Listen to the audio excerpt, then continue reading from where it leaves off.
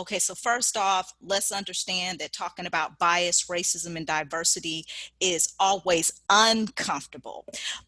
You have permission to feel uncomfortable. Being comfortable means that you're going to be vulnerable, and you have permission to be vulnerable as well. No blame, no shame, no enemies today. Communicate differences of opinion with respect, being open to asking the hard questions, and we can agree to disagree. And regardless of where you started your journey around issues of race, bias, understand that everything that exists is inherited. We were not born with racist or biased beliefs. How we enter society, we have learned these behaviors, and we have been socialized to believe as we interact with others, and those biases are learned. So we begin with that assumption that everything that is going on right now is a learned behavior. And everyone's lived experience and story is valid. I think that's the most important thing. And that's a big part of cultural humility, is saying that, hey, Diane, as a Jewish woman, I will never know what it's like to walk in your shoes. However, your story is valid. How you see the world is valid. So I will do that. I want to, recreate a live experience as much as possible. So if I call on you, don't freak out. But just want you to understand that your story is important and your reality is valid. Before I move forward, is there anything here that you think needs to be here before we move forward? Okay, if not, we'll keep pushing. So why does eliminating bias in your nonprofit organization matter? One, a working understanding of how unconscious bias and learned racism impacts our daily decision making and judgment and of others who are different is foundational to any diversity, equity, and inclusion initiative that you're attempting to implement on your job. It's very important to begin with self first. This knowledge is essential to any initiative that you're working on. When you begin with self, it's easier to activate and find value in really being proactive about implementing it where you are. And here's the reality. When these issues go unaddressed, your unconscious bias could end up leading to the following problems in your organization: hiring the wrong candidate for a job, misunderstanding the communities and consumers that you serve, undervaluing employees, not getting the most out of them, causing talented employees to get frustrated and leave your organization. Promoting unsuitable employees beyond their abilities, and really much more. You don't want to wait until somebody files a grievance with the EEOC, which is the Equal Employment Opportunity Commission for the state. You don't want it to get to that level. It's easily avoidable by just putting some protective measures in place to create a culture of inclusion. And also just poor reputation in the community, that you may say one thing and be doing another. So also really street credibility as well, in terms of how you treat others and the communities that you serve. So what is happening across nonprofits as a whole? Just some quick data points to share with you. In the Building Movement Project, which is a research institution for nonprofit organizations, in the report Race to Lead Revisited, they sampled and surveyed about 5,000 respondents, and they responded with some prevailing themes: entrenched bias in the sector, disadvantaged leaders and staff of color. Even in 2020, 80% of the industry leaders are white or Caucasian.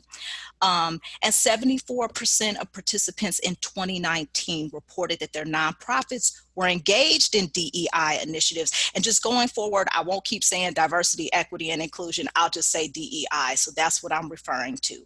But respondents of color were significantly less likely than white respondents to say that leadership consistently demonstrated a commitment to actually implementing diversity, inclusion, and equity. Okay, I just went back against what I said, but don't pay attention to that. So anyhow, so really, and the only exception to this statistic is when the nonprofit organization was led by a person of color.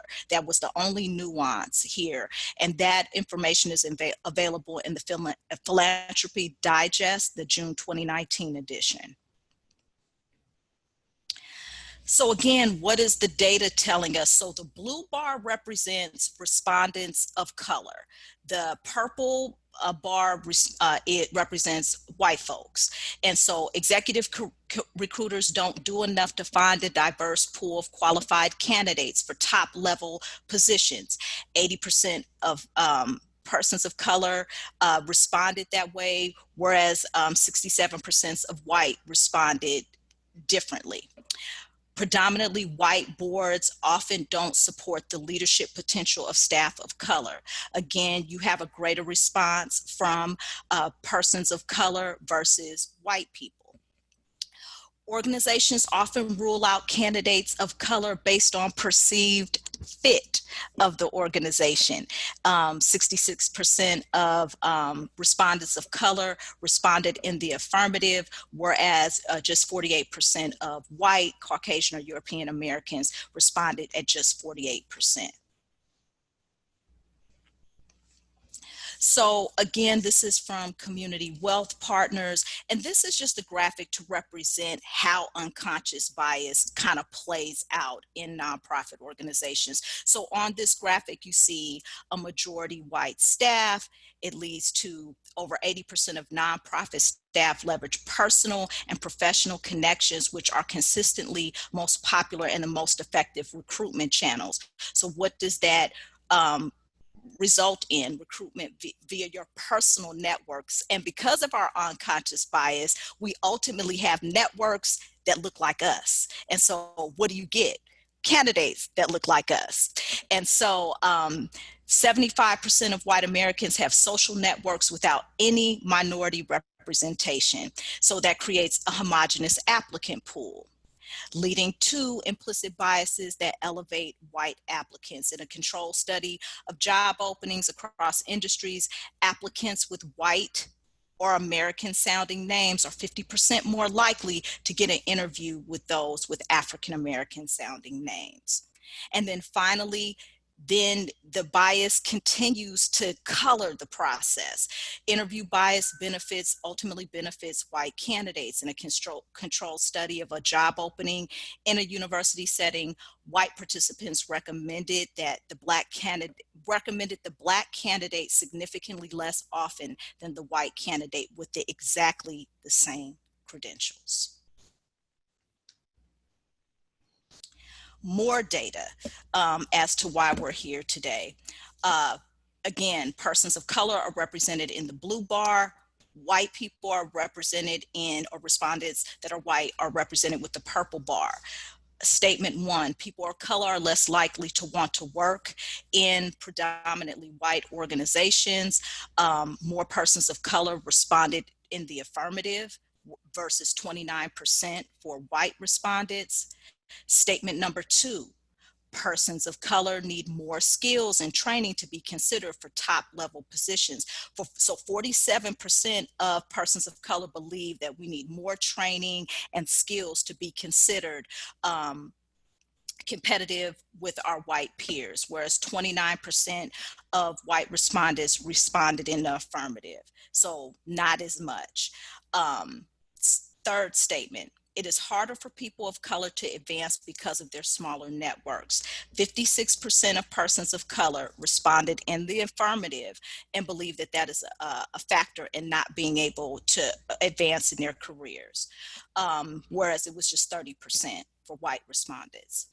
Organizations led by people of color have a hard time fundraising. This responded in the affirmative, 61% for persons of color versus 31% for their white counterparts. So really harder to raise money, get grants if you are leading an organization and you are a person of color.